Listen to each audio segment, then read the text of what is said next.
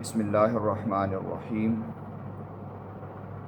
وَيَرْزُقْهُ مِنْ حَيْثُ لَا يَحْتَسِبُ وَمَنْ يَتَوَكَّلْ عَلَى اللَّهِ فَهُوَ حَسْبُهُ إِنَّ اللَّهَ بَالِغُ أَمْرِهِ قَدْ جَعَلَ اللَّهُ لِكُلِّ شَيْءٍ قَدْرًا۔ صدق اللہ العظیم وصدق رسولہ النبی الکریم۔ ان اللہ وملائکتہ یصلون علی النبی یا ایہا الذین آمنوا صلوا علیہ وسلموا تسلیما۔ اللہم صلی علی محمد وعلی آل محمد وبارک وسلم۔ الصلاۃ والسلام علیک یا سیدی یا رسول اللہ وعلی آلک واصحابک یا سیدی یا حبیب اللہ۔ سامعین و ناظرین، اللہ تبارک و تعالی نے تمام کائنات تخلیق فرمائی، اس کے اندر تمام مخلوقات کو پیدا کیا، اور تمام مخلوقات کے جو سارے ویسے ہر ایک نظام، ہر ایک کام اللہ رب العالمین کے ذمہ پر ہے۔ اس میں سے ایک رزق کا جو وعدہ ہے رب العالمین کا، وہ اس نے ہمارے ساتھ کیا، بلکہ یہ کہہ لیں کہ رب العالمین نے ہمیں رزق دینے کا وعدہ فرمایا کہ اے میرے بندو، میں تمہیں رزق دوں گا، اور یہ صرف انسانوں کے لیے نہیں ہے، یہ ہر اس مخلوق کے لیے ہے کہ جو دنیا میں آئی، سانس لے رہی ہے، کھا سکتی ہے، پی سکتی ہے، جس کا کھانا پینا وہ جاندار ہے، بے جان نہیں ہے، وہ اس کا رزق اللہ تبارک و تعالیٰ کے ذمہ کرم پر ہے۔ احباب دی احتشام، اس میں سے کچھ ایسی چیزیں بھی ہیں کہ رب العالمین پر توکل، گو کہ اس نے ہمیں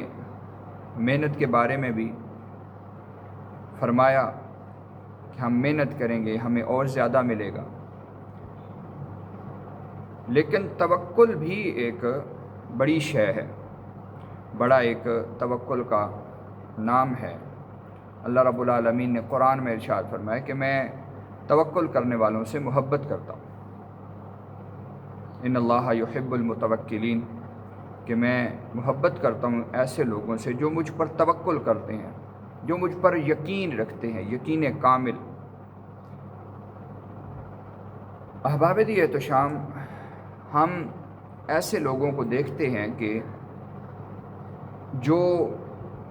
کام بہت تھوڑا کرتے ہیں، لیکن رب العالمین نے انہیں آسان زندگی، جسے کہتے ہیں نا آسان زندگی، وہ عطا فرما رکھی ہے۔ اب آسان زندگی سے کیا مراد ہے؟ آسان زندگی سے مراد یہ نہیں کہ بندے کے پاس 2 یا 4 گاڑیاں ہوں، یا اس کے علاوہ اور ایسی چیزیں اس کے پاس موجود ہوں، یا اس کے پاس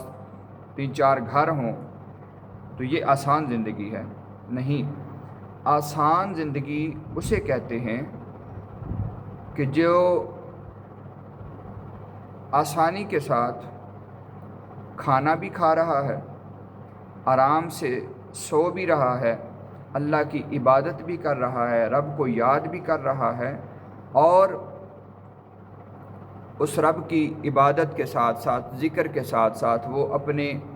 تمام معاملات زندگی کو بھی آسانی سے چلا رہا ہے۔ یہ آسان زندگی ہے، اس کو آسان زندگی کہا گیا۔ اور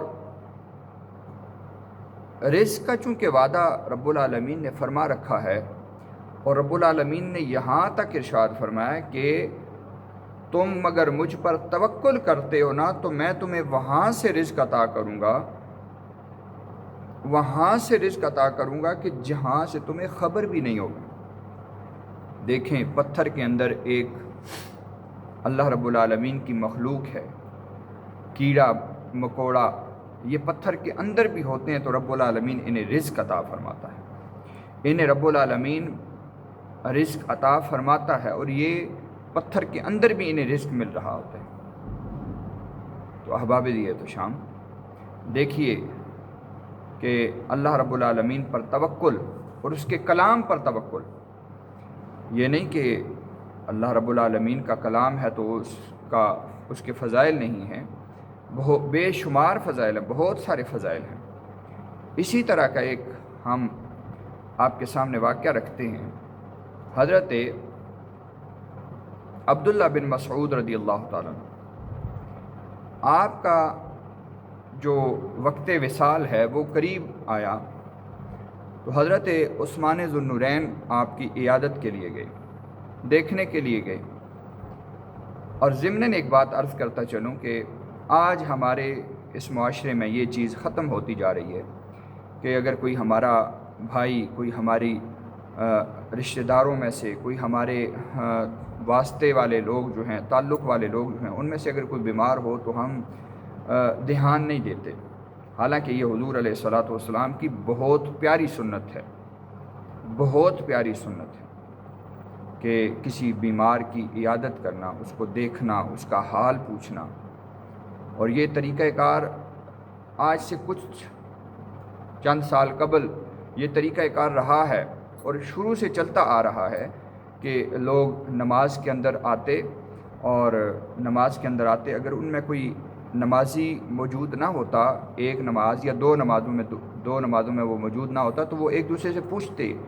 کہ بھائی وہ نمازی ہمارے اندر موجود نہیں ہے تو وہ کہاں ہے؟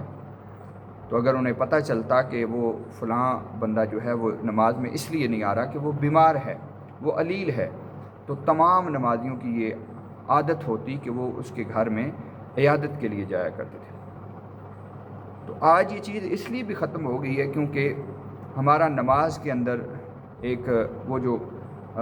تعلق ہے نماز کا وہ ہمارا ٹوٹ گیا ہے۔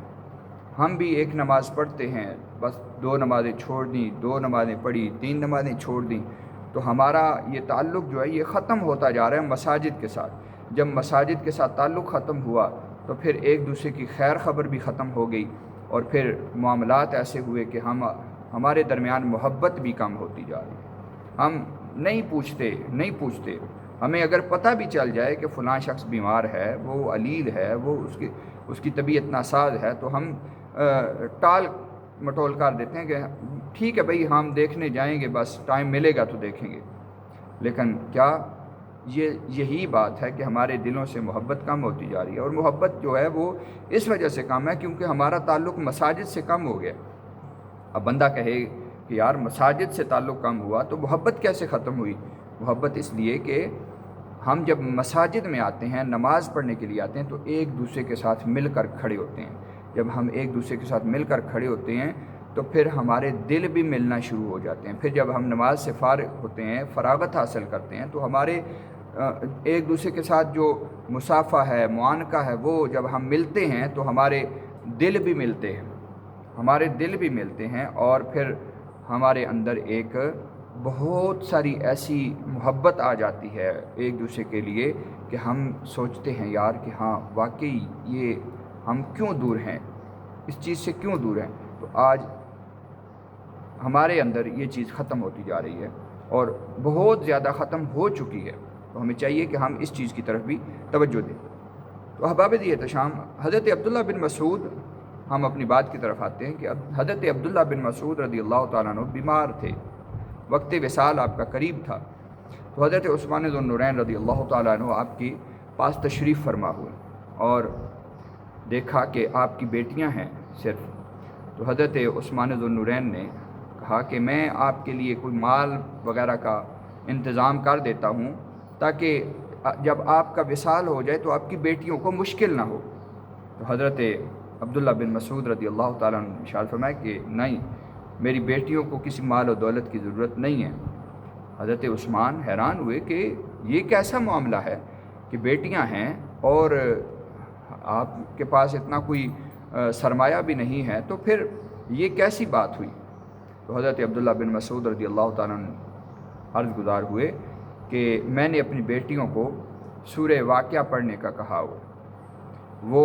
رات کو روزانہ سورہ واقعہ پڑھتی ہیں، انہیں میں نے حکم دے رکھا ہے کہ سورہ واقعہ پڑھ کے سونی ہے۔ تو ان کو فقر و فاقہ کا کوئی غم نہیں ہے، بھوک کا کوئی غم نہیں ہے۔ اور رب العالمین نے بھی ارشاد فرمایا نا کہ قرآن مجید فرقان حمید کے اندر فَلْيَعْبُدُوا رَبَّ هَٰذَا الْبَيْتِ الَّذِي أَطْعَمَهُم مِّن جُوعٍ وَآمَنَهُم مِّن خَوْفٍ، کہ تم اللہ کی عبادت کرو، اللہ تمہاری بھوک کا انتظام کر دے گا، یعنی تمہارے کھانے کا انتظام کر دے گا، تمہاری بھوک ختم ہو جائے گی، اللہ تمہیں رزق عطا فرمائے گا، اور جب تم خوف میں ہوگے تو اللہ تمہیں امن بھی عطا فرمائے گا، تمہاری حفاظت بھی کرے گا، وہ تمہارا محافظ بھی ہے۔ صرف کرنا یہ ہے کہ فَلْيَعْبُدُوا رَبَّ هَٰذَا الْبَيْتِ، اس گھر والے کی عبادت کرنی ہے، وہ بیت اللہ کے گھر والے کی وہ بیت اللہ جو اللہ تبارک و تعالیٰ کا گھر ہے، اس اللہ کی عبادت کرنی ہے۔ تو جب اللہ کی عبادت کرو گے وہ رب تمہیں کبھی بھوکا سونے نہیں دے گا۔ یہ انتہائی عجیب و غریب وظیفہ ہے۔ قرآن مجید فرقان حمید کا سورہ واقعہ، حضرت عبداللہ بن مسعود رضی اللہ تعالیٰ نے ارشاد فرمایا کہ اے عثمان ذو النورین، میں نے خود حضور علیہ الصلوۃ والسلام کو فرماتے ہوئے سنا ہے کہ اللہ کے پیارے رسول صلی اللہ علیہ وسلم نے ارشاد فرمایا کہ جو بندہ بھی رات کو سورہ واقعہ پڑھ کے سوتا ہے وہ اس کو کبھی فقر و فاقہ کا کوئی غم نہیں ہوگا، وہ غریب نہیں ہوگا، وہ اس کے پاس کبھی سرمایہ کم نہیں ہوگا، اللہ تبارک و تعالیٰ اس کے مال میں مزید برکتیں عطا فرمائے گا، اس کو کبھی تنگی نہیں آئے گی۔ کنز العمال کے اندر اس صورت کو سورۃ الغنا بھی کہا گیا ہے، یہ سورۃ الغنا بھی ہے۔ تو ہمیں دیکھیے کہ آج ہم قرآن سے کتنے دور ہیں۔ رب العالمین کے پیارے محبوب صلی اللہ علیہ وسلم نے ایک وظیفہ بتایا نا کہ رات کو سورہ واقعہ پڑھ کے سو تو اللہ تبارک و تعالیٰ تمہارے رزق میں کبھی تنگی نہیں فرمائے گا، کبھی تنگی نہیں فرمائے گا۔ وہ رب العالمین کبھی تمہارے رزق میں کمی نہیں فرمائے گا، تنگی نہیں فرمائے گا، وہ اضافہ کرے گا۔ اور پھر ساتھ شکر بھی کرو، تو جب شکر کرو گے تو رب العالمین نے یہ بھی وعدہ فرما رکھے کہ لَإِن شَكَرْتُمْ لَأَزِيدَنَّكُمْ، تم میرا شکر ادا کرو گے تو میں تمہیں زیادہ کر کے عطا فرماؤں گا، تمہارے رزق میں، تمہارے مال میں، تمہاری جانوں میں برکتیں عطا فرماؤں گا، مزید عطا کروں گا تمہیں۔ صرف شکر ادا کرنا ہے اور اللہ کی ذات پر توکل کرنا ہے۔ جب تم توکل کرو گے اللہ کے کلام پر، اللہ کی ذات پر، رب العالمین پھر تمہیں وہاں سے رزق عطا فرمائے گا جہاں تمہارا وہم و گمان بھی نہیں ہوگا، غیبی امداد آئے گی، اللہ رب العالمین وہ تمہیں غیبی امداد عطا فرمائے گا۔ احباب دیت شام، سامعین و ناظرین، آپ ضرور کوشش کریں کہ جب آپ عشاء کی نماز پڑھ لیں، مغرب کی نماز پڑھ لیں، آپ کے پاس رات کو جب بھی وقت ہو سورہ واقعہ کی تلاوت کریں، اور اپنے گھر والوں کو، اپنے بچوں کو، اپنے اہل خانہ کو، سب کو بتائیں کہ یہ وہ صورت ہے کہ جس کے بارے میں حضرت عبداللہ بن مسعود فرماتے ہیں کہ میں نے نبی کریم صلی اللہ علیہ وسلم کو فرماتے ہوئے سنا کہ اللہ کے پیارے رسول صلی اللہ علیہ وسلم نے ارشاد فرمایا کہ اے عبداللہ بن مسعود، یہ وہ صورت ہے کہ جو بندہ رات کو اس کو پڑھ کے سوئے گا رب العالمین اس کے رزق میں کبھی تنگی نہیں فرمائے گا،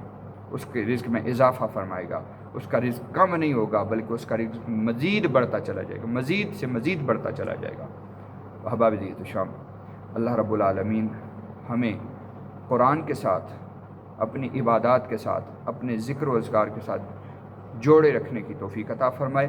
اور رب العالمین ہمیں صرف اپنی عبادت کرنے کی توفیق عطا فرمائے، اور رسول اللہ صلی اللہ علیہ وسلم کا سچا امتی بننے کی توفیق عطا فرمائے۔ اللہ تبارک و تعالیٰ سے دعا ہے کہ رب العالمین ہماری ان باتوں کو جو ہم کرتے ہیں، اللہ رب العالمین ہمیں بھی ان پر عمل کرنے کی توفیق عطا فرمائے، اور جو ہم سنا رہے ہیں ہم سب کو ان باتوں پر عمل کرنے کی توفیق عطا فرمائے۔ سب سے اچھی چیز یہی ہوتی ہے کہ بندہ جو بات کہے خود بھی اس پر عمل کرتا ہو، تاکہ دوسرے بھی اس پر عمل کریں، دوسروں تک وہ بات پہنچے تو دوسرے بھی اس پر عمل کریں۔ اللہ تبارک و تعالیٰ ہم سب کو مزید توفیق عطا فرمائے کہ ہم قرآن کے ساتھ، رب العالمین کے فرمان کے ساتھ جڑے رہیں۔ اللہ رب العالمین سے دعا ہے کہ رب العالمین ہم سب کا حامی و ناصر ہو۔ وما علینا